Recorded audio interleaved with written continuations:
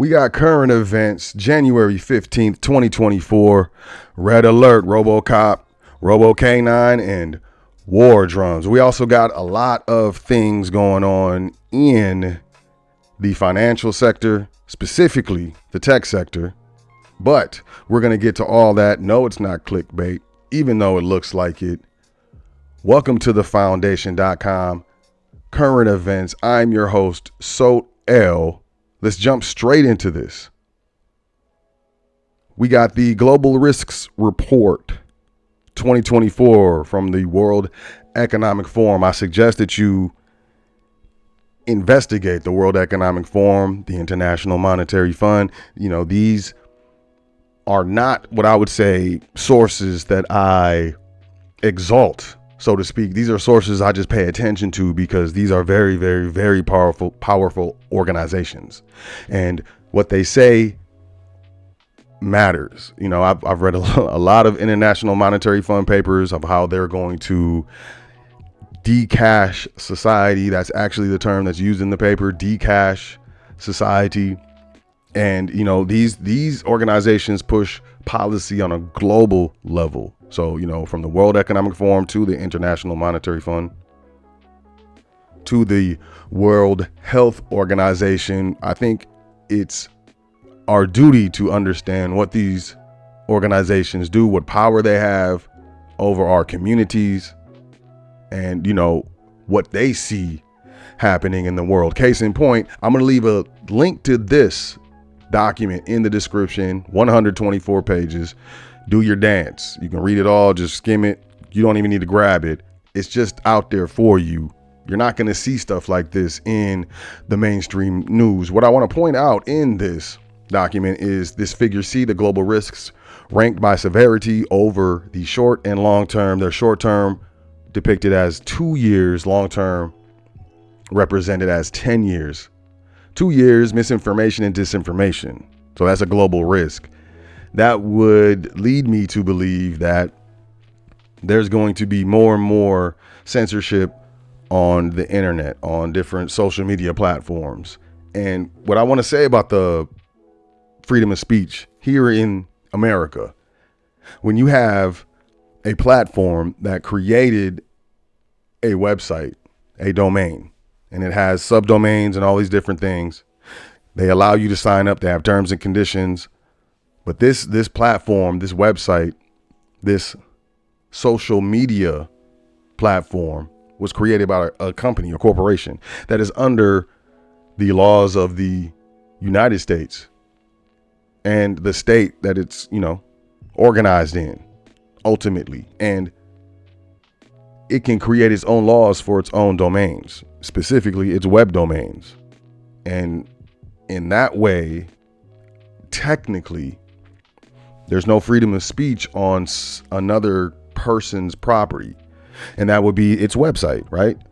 A person being a corporation, because corporations are persons, the property of that person will be his website.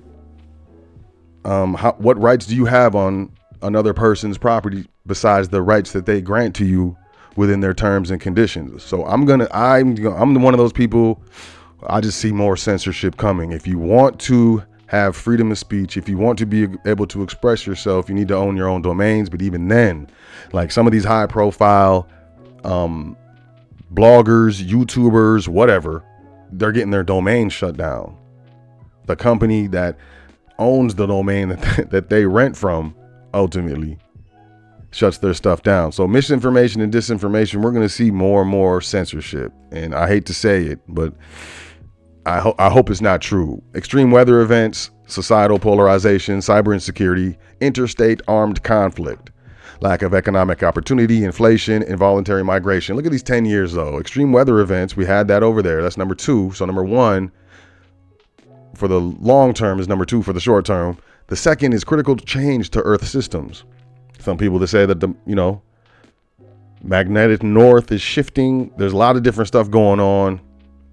Who knows what the implications are to this critical change in the Earth systems?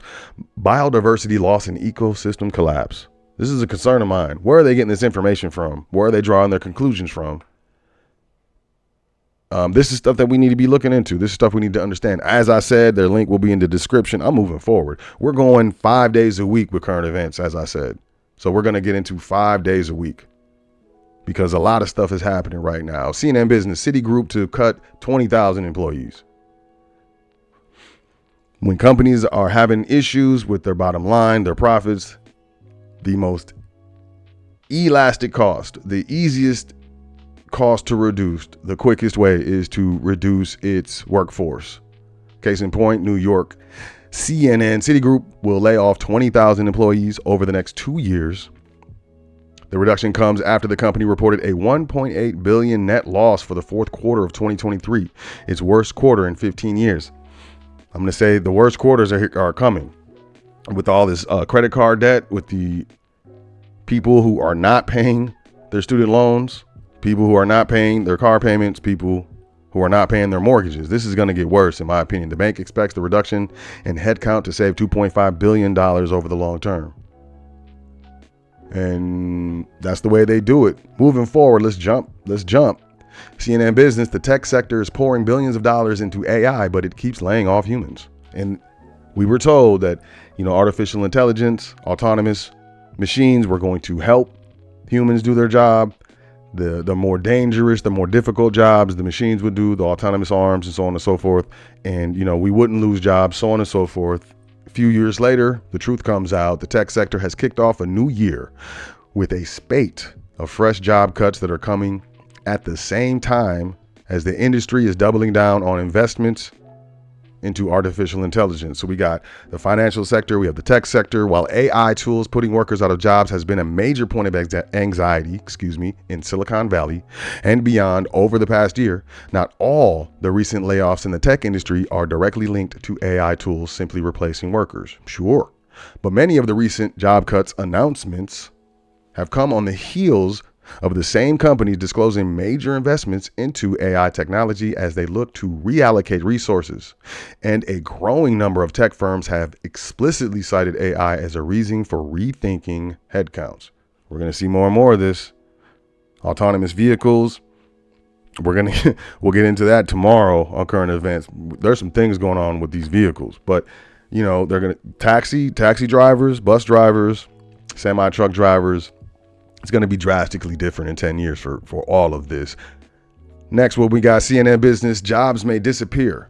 Nearly 40% of global employment could be disrupted by artificial intelligence. This is according to the International Monetary Fund. I think that they're drawing this from the global risks report that we were looking at just a minute ago. Almost 40% of jobs around the world could be affected by the rise of artificial intelligence, a trend that is likely to deepen inequality, according to the International Monetary Fund. In a Sunday blog post, IMF chief Kristalina Georgieva, I tried 3 times, hopefully one of those worked, called for governments to establish social safety nets and offer retraining programs to counter the impact of artificial intelligence. What are these social safety nets? I would say it would be universal basic income in the form of central bank digital currencies. That is another conversation moving forward. Y'all, can we turn all those empty office buildings into housing? CNN Business, if they're laying off people, you don't have a job, your office is empty. Correct. There's a dream solution for America's housing crisis and to its increasingly deserted downtowns. Convert the empty offices into homes.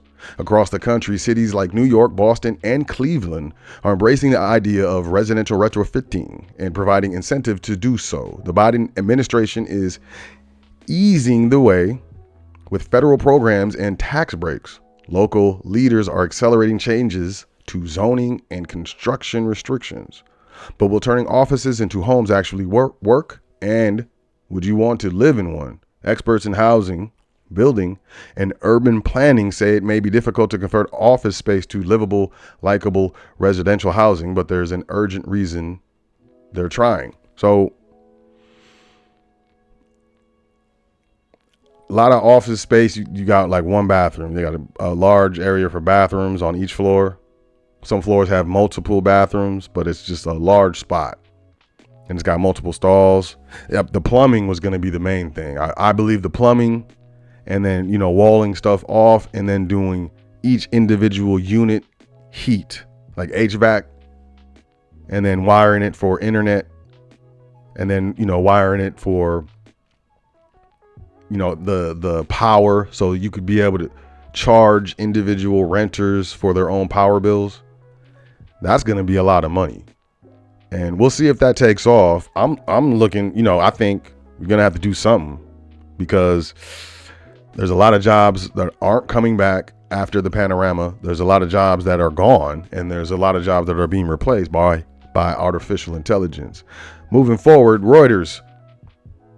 Toy manufacturers shift from China is no child's play. They're having issues. The trade wars, the economic wars, you know, borders are closing. Countries are getting more and more restrictive with their foreign policy. Toy makers grappling with surging costs in China are finding no easy options when it comes to shifting production to cheaper centers elsewhere. Guess what? Those cheaper centers are not here in those empty office buildings. 6 years ago, monopoly maker Hasbro approached Indian durable goods and aerospace supplier ACOS to subcontract. Quote, they said, if you can get into toy manufacturing, now we're looking to shift millions of dollars worth of product from China to India. We said, as long as we can get at least about 100 million of business in the next few years, we can definitely invest in. We can do that dance. Fast forward to today, they make dozens of types of toys for Hasbro and others, including Spin Master, in the 350,000 square foot facilities in India. But Hedge and other manufacturers acknowledge that India and other countries cannot match China for efficiency, limiting companies' efforts to shift to lower cost bases and raising the risk of higher toy prices in the future if the bulk of production remains in China. Quote, we don't have the port facilities in India that China does. We don't have the road facilities that China does. They have been doing this for the last 30 years. Their efficiency levels are much better than ours, end quote. Problem. So shifting manufacturing from China to other countries, we're having problems. So you're going to see less availability of specific products, and you're going to see higher prices. That's going to contribute to inflation. What we got here, and this is what I want to touch on. These are the war drums right here. Now, Taiwan is heavy with the United States. Semiconductors, a lot of investment. They have a stock market, things of that nature. The United States really rocks with Taiwan. And Taiwan is viewed as part of China by mainland China. They just had an election. This is something I want to bring up. Nearly impossible for China-Taiwan dialogue to resume under Taiwan president-elect. So we got the president-elect, right? Okay, and veteran investor David Roche says the market is getting it wrong on Taiwan's election result. Taiwan's election results place the island on a collision course with China, and the market reaction has been too sanguine. According to veteran investor David Roche, Beijing has already dismissed the outcome of Saturday's elections, which saw the ruling Democratic Progressive Party's Lai Ching-te elected president alongside a split parliamentary vote. China sees the DPP as a threat to its ultimate aim of reunification with the self-governing island of 23 million people, and claimed on Saturday that the outcome of the presidential election was not representative of popular opinion. So they're basically saying it was a rigged election and that people in Taiwan don't want that.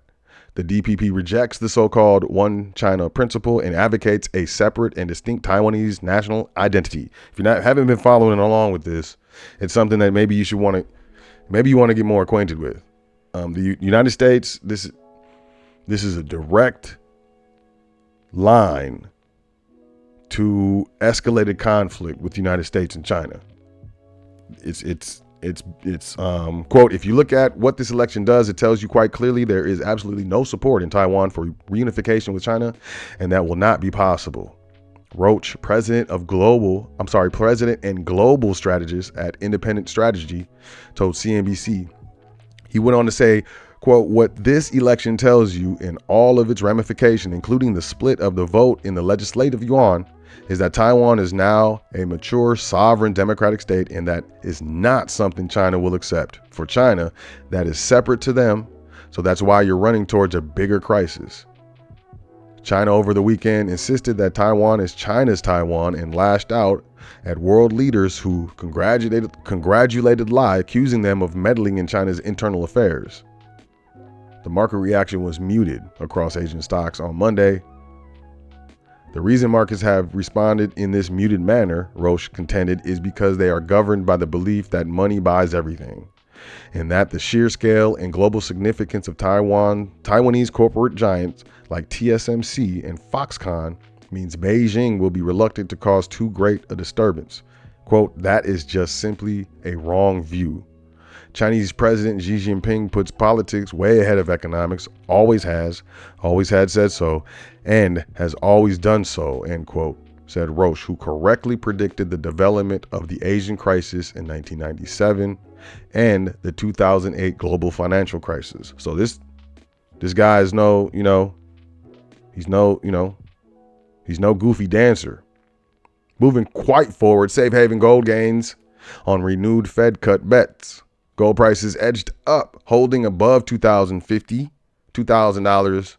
Wow, $2,050 on safe haven appeal from elevated tensions in the Middle East and on renewed bets for an early rate cut by the U.S. Federal Reserve. So I've been talking about gold and silver for years. I hope you're on it. I hope you're doing your dance. UK. Prison, bankruptcy, suicide. How a software glitch in a centuries-old British company ruined lives. After a piece of software incorrectly showed that money had gone missing, a trusted, centuries-old British government corporation used its financial and legal might to convict and bankrupt hundreds of people who ran its branches. Some family members say their loved ones were left so distressed that they took their own lives.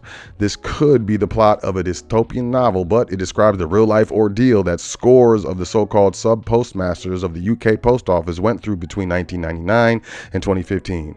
The government, which owns the post office, has described the scandal as one of the greatest miscarriages of justice in British history. Over 2 decades, livelihoods and reputations were destroyed, families shattered, and savings lost. Out of thousands of affected sub-postmasters who ran small businesses in communities across Britain, 700 were convicted of criminal offenses. Some spent time in prison. It began with errors in an IT system called Horizon, built by Japan's Fujitsu and introduced in 1999 to replace paper-based accounting. Soon after its installation, branch managers realized the system was faulty. The software regularly showed that money, often many thousands of pounds, had gone missing from post accounts. In many cases, it was simply wrong. So here's the implications of software. I'm not going to read the rest of this because it kind of reads like a novel, but this is what one of the things I would say is what you can do today is to move away from cloud-based systems, the Google Drive, the Dropboxes, the Apple Cloud. However, you pay for it, you get extra, you sync through the cloud, man. Get away from that. That's the number one thing you can start doing right now is stop depending so much on these software, this firmware, these computers, this system.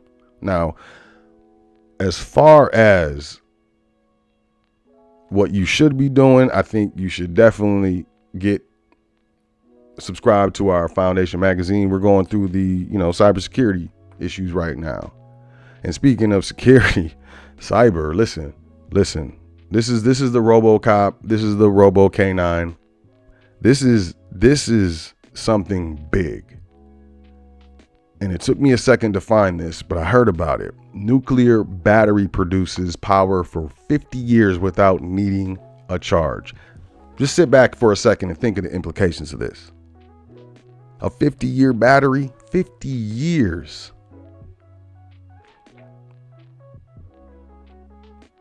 Okay, so that was a second. You thought about it. A Chinese startup has unveiled a new battery that it claims can generate electricity for 50 years with no need for charging or maintenance. I think that was a typo. Beijing-based Betavolt said its nuclear battery is the first in the world to realize the miniaturization of atomic energy, placing 63 nuclear isotopes into a module smaller than a coin. The company said the next generation battery had already entered the pilot testing stage and will eventually be mass produced for commercial applications like phones and drones. Listen, first of all, no way. There's no way this is going to be available on the consumer level. I listen, and I could be wrong. I am. But there's no way this is going to be available on the consumer level.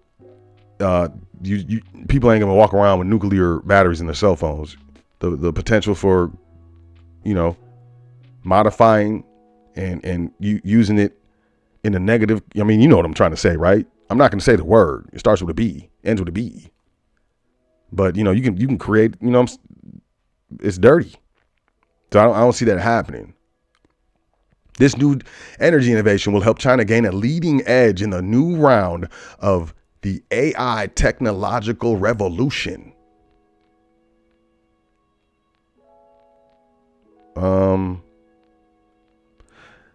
Yeah, ROBOCOPs. I'm sorry, and it's dystopian because I know how this stuff works, and I don't think it's going to benefit us. I think we're gonna why do you need a workforce if you have an android, one of them Tesla robots that will work for 50 years and won't complain, won't need a break, won't need. This is amazing. Welcome to thefoundation.com. Enter your email. Make sure you sign up for the email list. We're going to do current events every single day, 5 days a week, maybe even Saturdays. I don't know. You tell me. There's a lot of stuff going on. You got the private portal. You can email me, admin@welcometothefoundation.com. You can get your private login to the private side of welcometothefoundation.com. We have the Foundation magazine. Link in the description, digital or print. You can sign up for that. Also, how to start a business. I did the episode last week. Said I would do the course. It's a $20 course. It's a lot. It's if the show was 100%, this course is 1000%. I mean, from your business plan to funding, a lot of stuff. So it's $20 one time. Start your business. Welcome to thefoundation.com. Link in the description for this $20 course. And we have the Foundation Trustee Training Silver Tier, the most affordable trustee training the Foundation has ever offered. $9.99 a month with a $499.99 startup. Learn at your own pace. You watch the videos, you take your time, you do your dance. So thank you for checking out current events. January 15, 2024. I am your host, Sot Els, seeker of truth, speaker of truth. Check out this episode of The Foundation every Wednesday. More information in the description. Check out our social media, Instagram, Facebook. We're doing our dance. Appreciate y'all. Y'all have a great day. Enjoy yourself. Take care of yourself. Say 10 things that you're thankful for before you go to sleep tonight and every night, because it's very important. I will catch y'all tomorrow on current events. Peace.